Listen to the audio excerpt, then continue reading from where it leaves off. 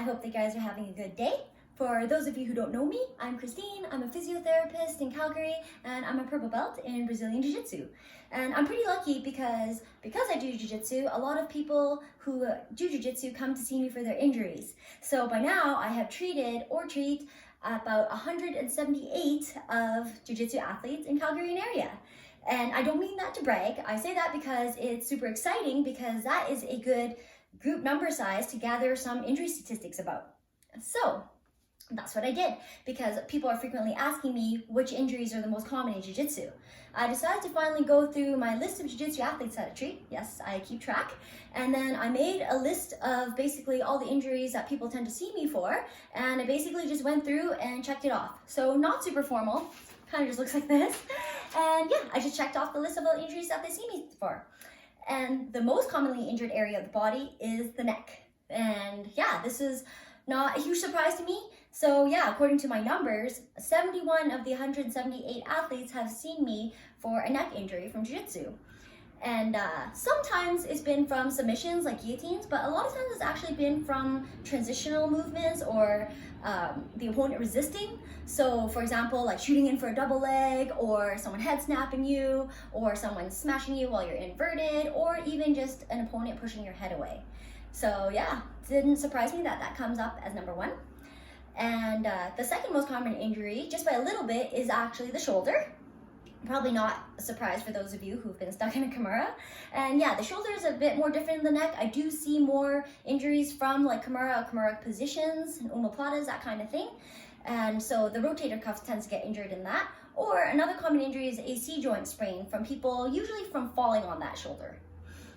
And the third most common injured area, even a bit surprising to me actually, is the low back.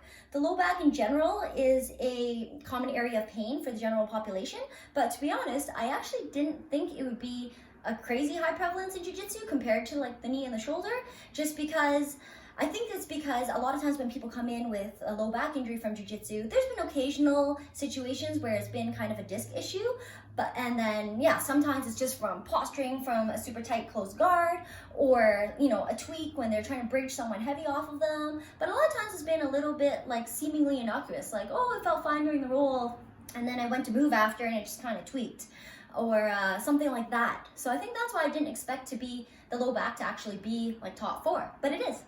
And and only lower than the shoulder by one person. So 49 people have seen me about their shoulder, and 48 people have seen me for their low back.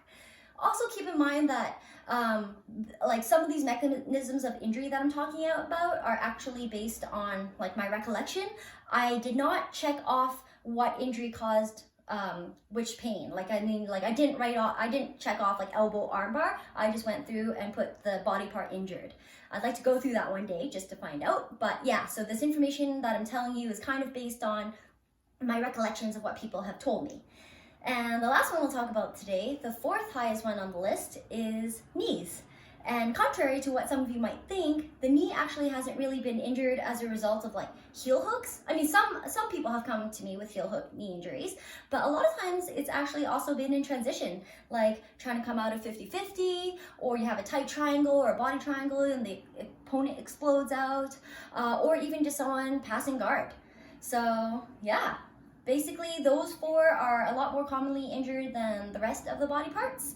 And mind you, yeah, a lot of these happen in practice because we spend a lot more time practicing than competing. I would say that looking at injuries after competitions would be maybe a different story. Like off the top of my head, I would say it's been elbows or foot and ankle that I've treated the most right after Jiu-Jitsu tournaments.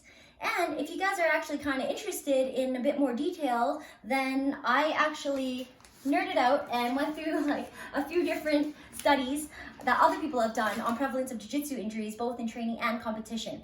And I wrote a blog about it, so feel free to check out my website, rehabontap.com, and there's a blog there. And yeah, anyways, I'm super excited about this because having this injury information collected can help me to create and develop maybe some new strategies for injury prevention for all Jiu-Jitsu gyms to use. Like, I don't know, do we need more mobility? Do we need more education on how to fall? The possibilities are endless. So yeah, I'm excited and I hope that you guys found that interesting. Let me know what injuries you've had.